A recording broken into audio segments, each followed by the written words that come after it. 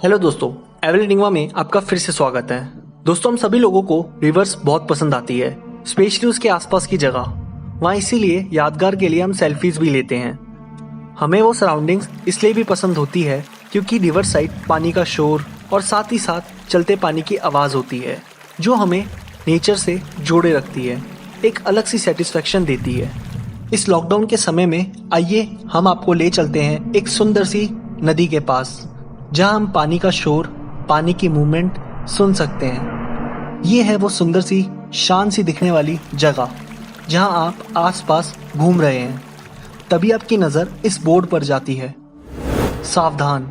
ये रिवर आसपास के घूमने वाले लोगों को अपने अंदर समा लेती है। अब आप कहेंगे ऐसा नहीं हो सकता।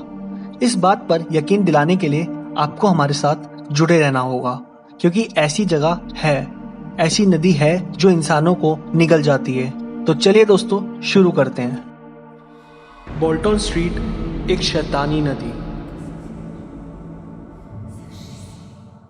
इंग्लैंड में बहने वाली वाफ नदी को बेहद ही खतरनाक माना जाता है। ऐसा कहा जाता है कि जो भी इस नदी में गया वो आज तक बाहर नहीं लौट सका और ना कभी उसकी लाश मिली।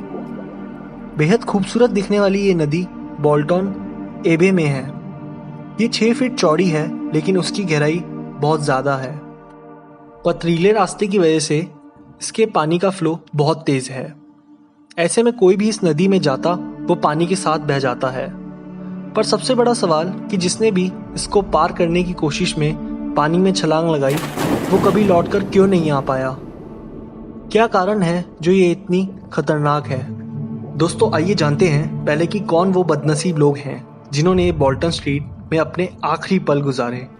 1998 में इस जगह में एक कपल था जो काफ़ी खुशी से इस रिवर के पास घूम रहा था।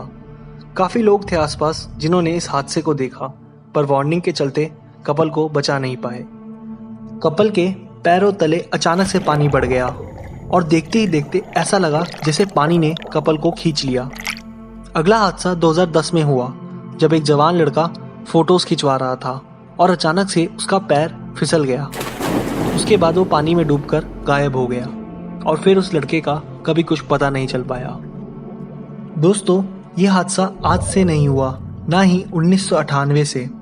सबसे पहले माना जाता है कि ये हादसा आसपास के इलाके में रहने वाले माँ बेटे के साथ हुआ, जिनकी बोल्टन के आसपास की जगह थी। बेटे का नाम विलियम था।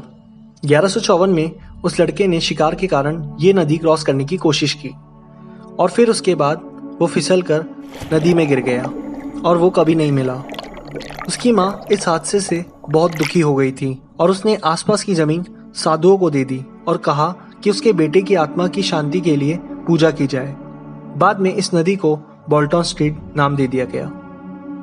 कई थ्योरीज हैं जो बोल्टन स्ट्रीट को और भी दहशत भरा बनाती हैं। जो आसपास के मानने वाले लोग हैं वो ये कहते हैं कि ये नदी जितनी ऊपर से शांत है उतनी ही नीचे से खतरनाक। उनका मानना है कि इसके नीचे कई खाली केव्स हैं, यानी गुफाएं हैं जो पानी से भरी हैं, जिसमें जानवर रहते हैं। इंसान को केव की ओर जानवर खींचते हैं और फिर उसे खा जाते हैं। वहीं कुछ मानते हैं कि केव के अंदर नेगेटिव पावर्स हैं जो इस नदी के आसपास आने वाले लोगों को अपनी ओर आकर्षित करती हैं। ऐसा इसलिए क्योंकि गांव की एक लड़की ने यहाँ एक सुंदर घोड़ा देखा जो पानी में से निकला था और वो नदी के उस पार चला गया था। उस लड़की ने अपने घर वालों को इसके बारे में बताया और उस घोड़े को ढूंढने के लिए नदी पार करने की कोशिश की और वो लड़की भी इस नदी का शिकार हो गई। कुछ लोगों का मानना है कि ये आत्मा और किसी की नहीं बल्कि विलियम की ही है।